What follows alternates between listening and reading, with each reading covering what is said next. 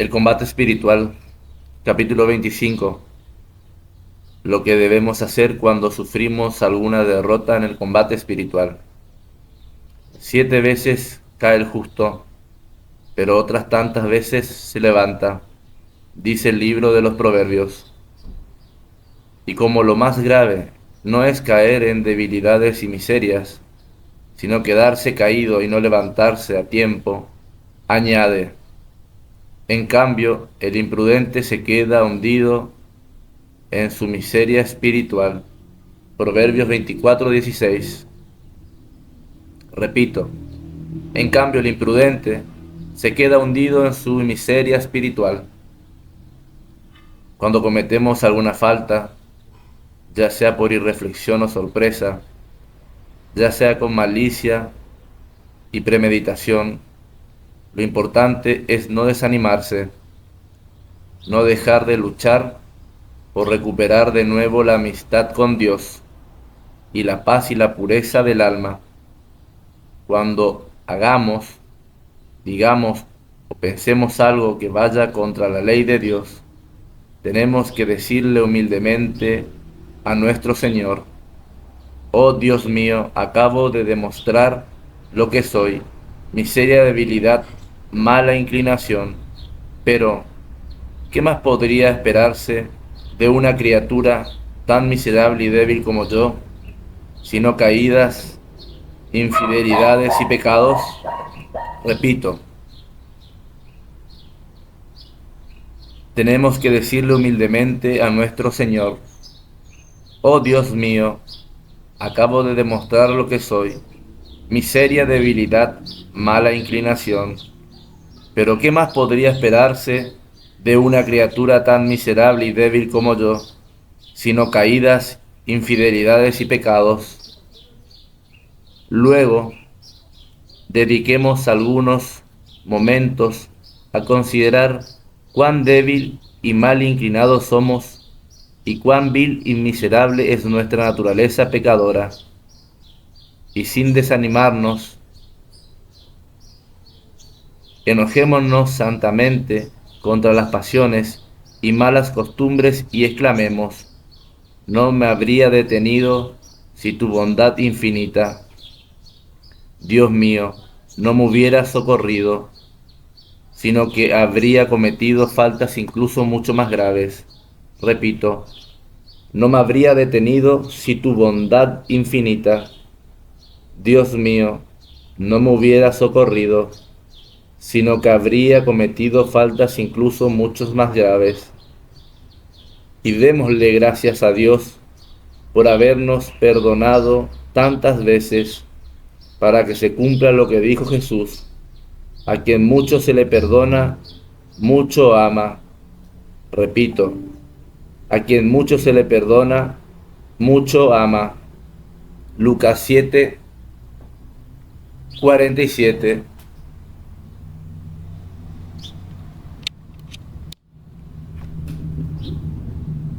Admiremos su infinita bondad, que nos ha soportado con tan admirable paciencia hasta el día de hoy, y pidámosle que no nos suelte jamás de su santa mano, porque si lo hace nos hundiremos en el abismo de todos los vicios.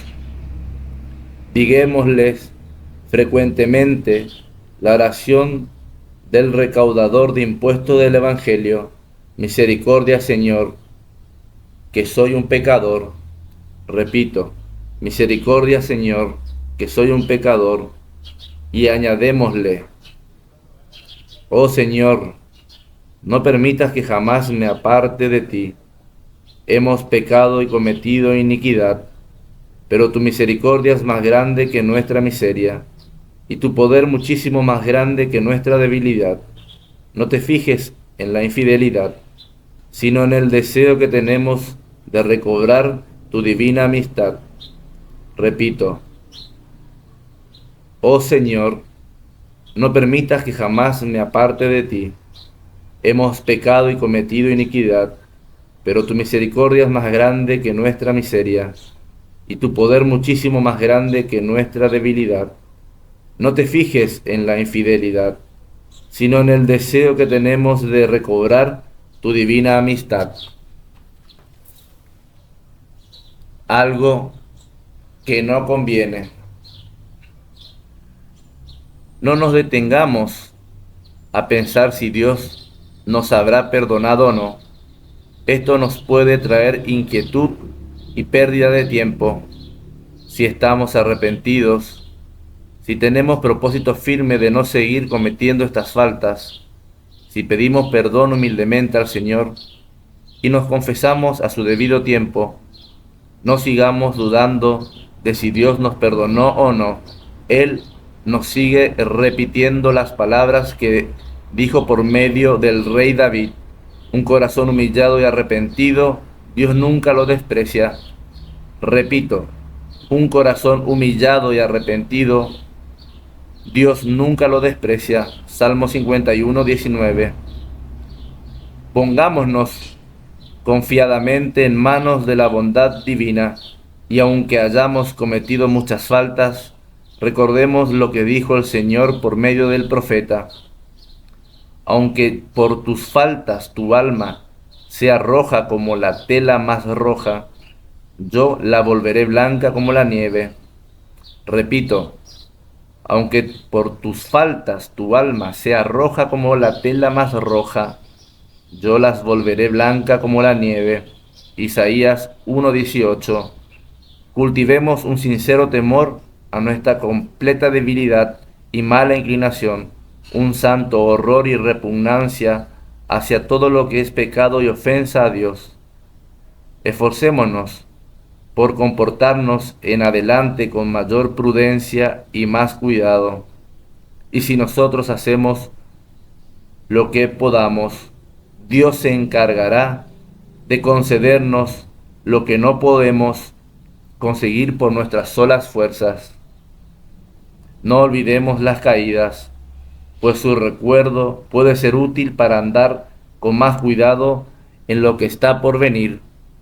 Y recordemos siempre cuán grande es la bondad de Dios, que a pesar de tantas infidelidades que hemos tenido, nos continúa amando con tan inmenso amor.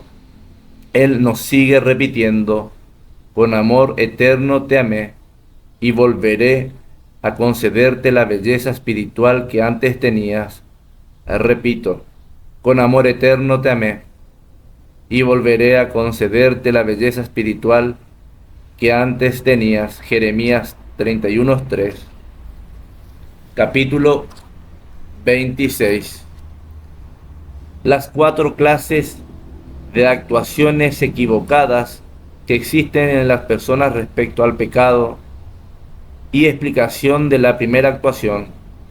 En el combate contra el pecado, muchísimas personas pueden tener y tienen en realidad alguna de estas 4 actuaciones, que son sumamente equivocadas y peligrosas.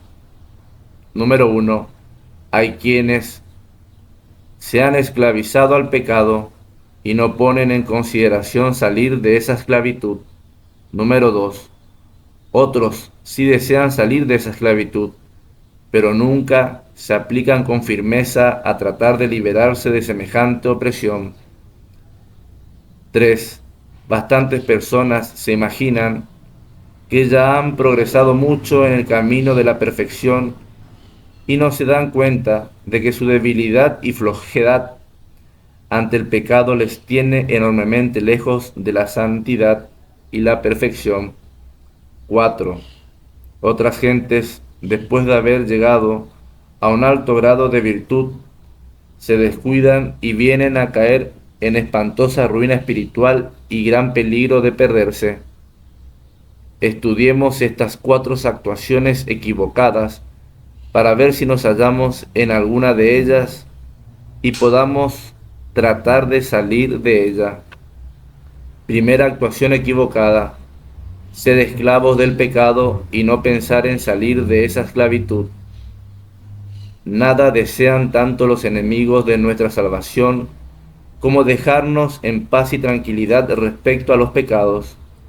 Cualquier pensamiento o deseo de conversión que nos lleguen tratarán de apagarlo y alejarlos. Y si alguien quiere aconsejar que sería mejor cambiar de vida y proponerse un comportamiento más de acuerdo con la ley de Dios, inmediatamente hacen que se cambien de tema y se evita hablar de ello. Y los tres enemigos de la santificación, el mundo, el demonio y la carne o las pasiones carnales, se esfuerzan en proporcionarnos continuamente nuevas ocasiones de pecar. Nos tienden trampas y lazos traicioneros para que continuemos cayendo en antiguas faltas, y tratan de endurecer de tal manera nuestra conciencia que ya no nos conmueven ni las bondades que Dios ha tenido para con nosotros, ni las sanciones que su divina justicia enviará contra nuestras maldades, ni las pérdidas y daños que nos van a llegar pecando. Y así el alma pecadora va corriendo innecesariamente hacia su perdición, se va precipitando de abismo en abismo y se va alejando más y más de la perfección y de la santidad.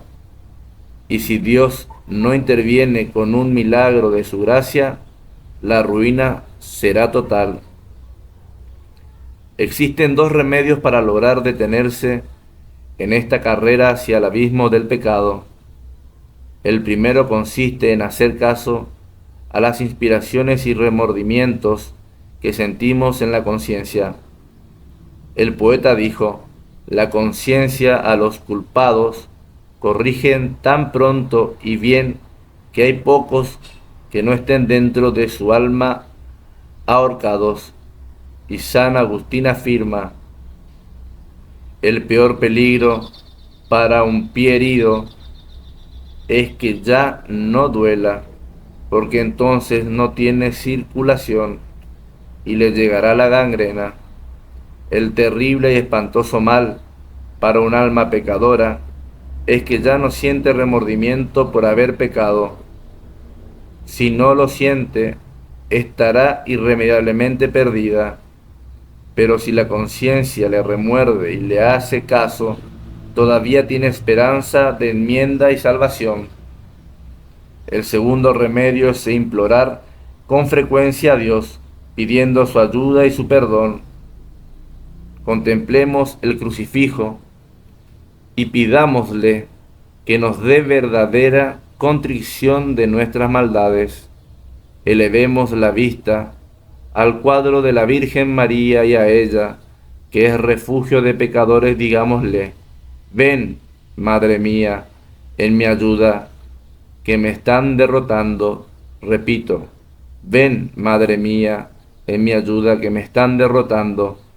Y Dios cumplirá lo que prometió en el Apocalipsis: echará gotas curativas en los ojos de tu alma para que veas la fealdad de tus faltas y las aborrezcas y las logres evitar. Repito, Dios en el Apocalipsis prometió: echará gotas curativas en los ojos de tu alma para que veas la fealdad de tus faltas y las aborrezcas y las logres evitar. Tengo contra ti que has perdido tu fervor de antes. Date cuenta de dónde has caído. Arrepiéntete y vuelve a la buena conducta.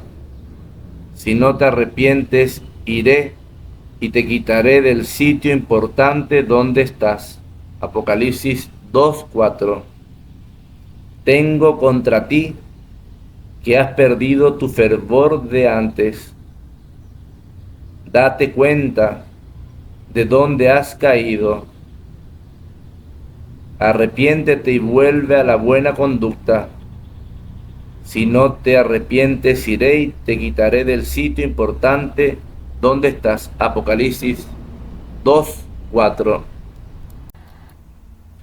Capítulo 27. La segunda actuación equivocada. no aplicarse con firmeza a tratar de liberarse de la esclavitud del pecado. Muchos conocen el mal estado de su conciencia y hasta desean mejorar su comportamiento, pero se dejan engañar por una trampa sumamente peligrosa: dejar para más tarde el empezar a reformarse seriamente. Se les olvida que quien siempre dice más tarde termina por decir nunca jamás.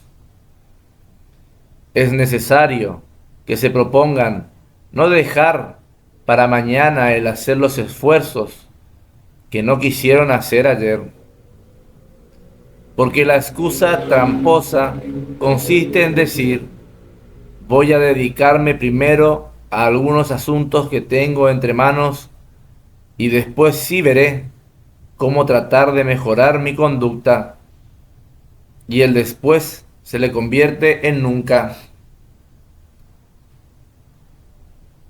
El Señor más tarde, a Antígono, rey de Macedonia, lo llamaban el Señor más tarde, porque siempre que le pedían un favor respondía con esa frasecita más tarde, y después se quedaba sin conceder los favores que le habían pedido. El mundo está repleto de hombres y mujeres que podrían adoptar un segundo apellido después de aquel con el que la gente les conoce, y ese segundo apellido podría ser más tarde, porque eso es lo que afirman siempre que una voz en el alma les propone: empiece a comportarse mejor, conviértase, comience una vida de virtud y de fervor y santidad. Los campesinos tienen un dicho que afirma: el que guarda para luego, guarda para el perro, que es como afirmar: dejar para más tarde es dar por perdido lo que se debería hacer ahora. Hoy es mi día. Los doctores recomiendan proponerse un lema muy provechoso: hoy es mi día. Si voy a empezar a tener un trato amable, ¿por qué no empezar desde hoy mismo? ¿Por qué dejarlo para después? Voy a empezar a callar lo que no debo decir. ¿Desde cuándo? ¿Desde mañana? ¿Y por qué no desde hoy mismo? Quiero dominar mis ojos para que no se vayan tras lo que no le conviene a mi alma desde la semana entrante. ¿Y no sería mejor desde ahora mismo? ¿Quién me asegura que el mañana llegará para mí? El apóstol Santiago predica: no digan mañana haré tal o cual cosa, porque no sabemos si el mañana llegará para nosotros. Deseo hacer alguna pequeña penitencia por mis pecados y por la salvación de las almas. Muy bien, pero lo mejor será empezar desde hoy mismo, no sea que mañana ya no tenga deseo o voluntad de hacerla. Cada uno de nosotros debería repetir lo que un pecador respondió a un santo predicador que le preguntó: ¿y usted cuándo se quiere convertir? Y el otro respondió: me quiero convertir hoy mismo. Señor, que yo vea. Cuando algún ciego deseaba que Jesús le quitara su terrible ceguera, le gritaba: Señor, que yo vea.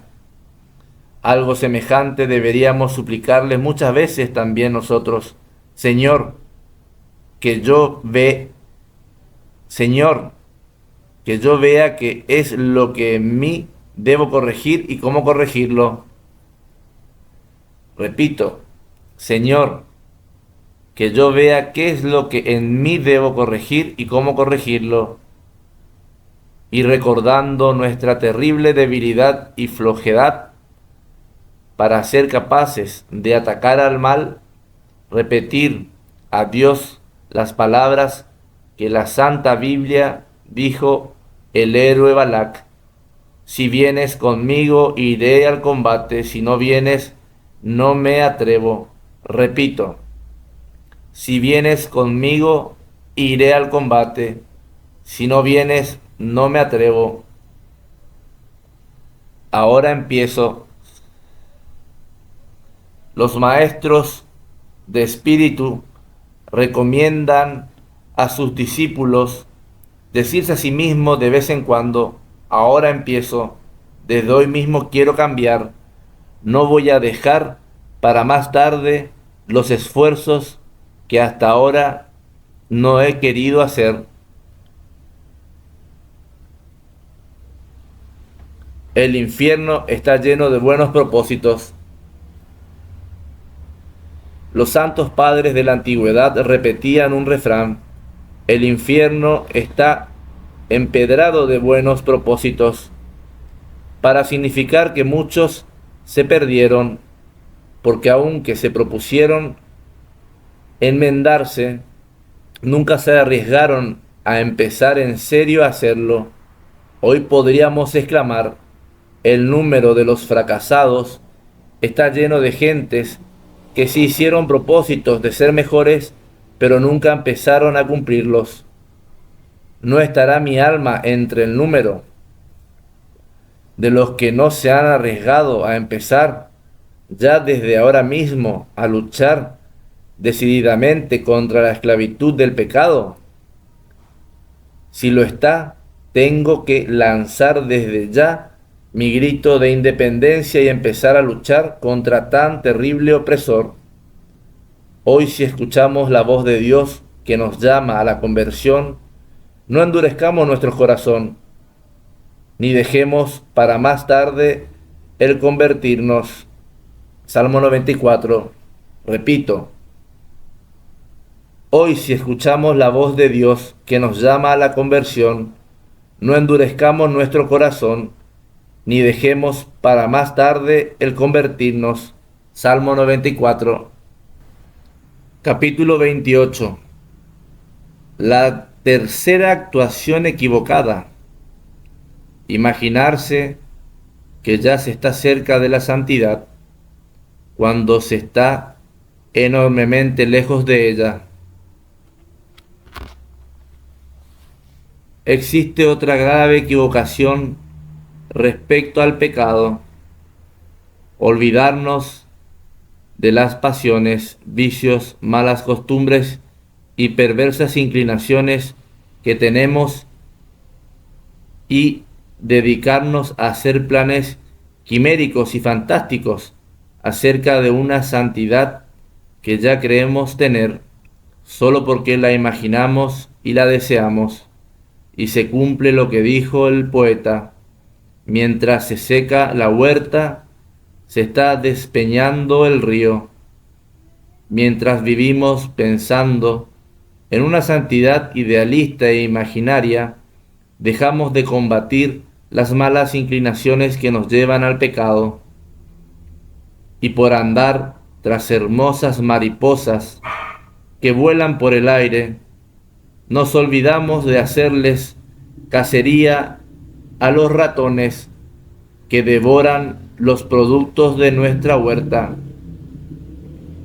Dar de lo que no se tiene. Y sucede que se hacen proyectos fantásticos acerca de lo que no se posee ni se tiene en la mano, y en cambio nos descuidamos de lo que sí tenemos que hacer y responder. No sucede como a aquel que decía: si yo tuviera 2 lujosas carrozas, regalaría una para los pobres. Y un amigo le preguntó: ¿y si tuvieras 2 carretillas, también regalarías una para los pobres? No, no, eso sí que no, contestó. ¿Y por qué?, inquirió el amigo.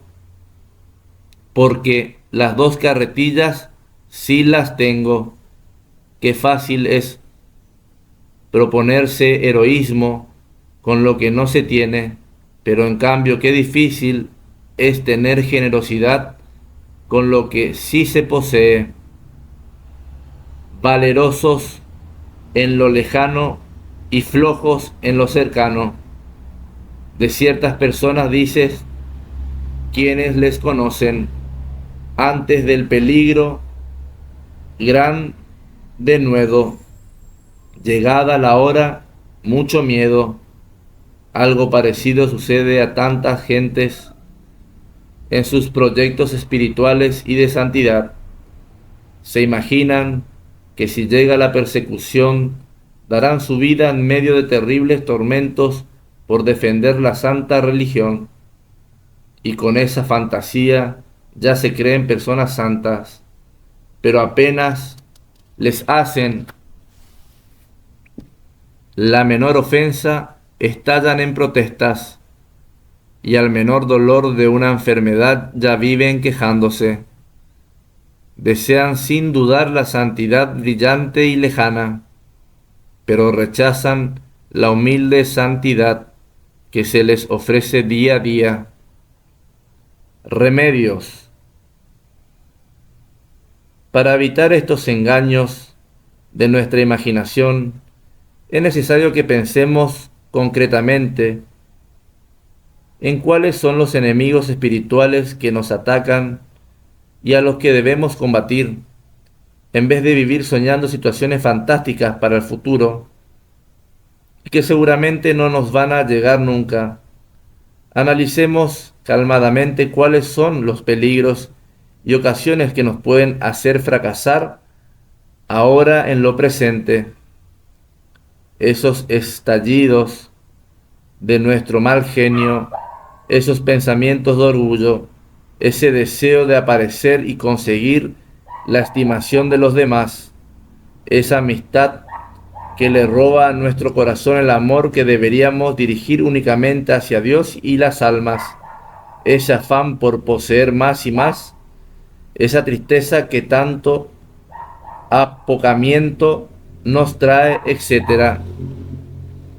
Cuidado con confundir el sueño con la realidad. El error de muchas personas consiste en imaginarse que porque ya hayan hecho el propósito o la resolución de enderezar su conducta, eso significa que en realidad ya están cerca de la santidad. Nada más equivocado. Alguien puede saber muy bien qué es lo que debe hacer y qué es lo bueno que desea conseguir y cómo debe comportarse.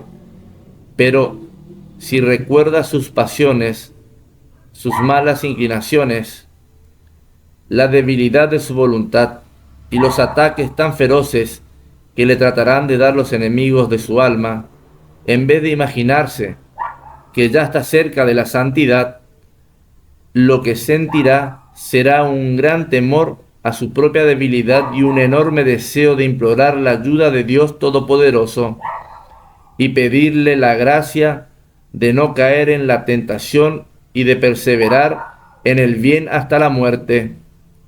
Estad alerta, vigilantes y orad, porque el espíritu está pronto, pero la carne es débil.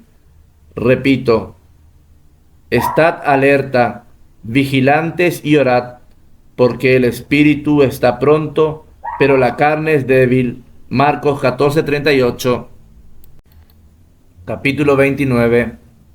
La última y más peligrosa actuación respecto al pecado: dejar de combatir y caer en la ruina espiritual.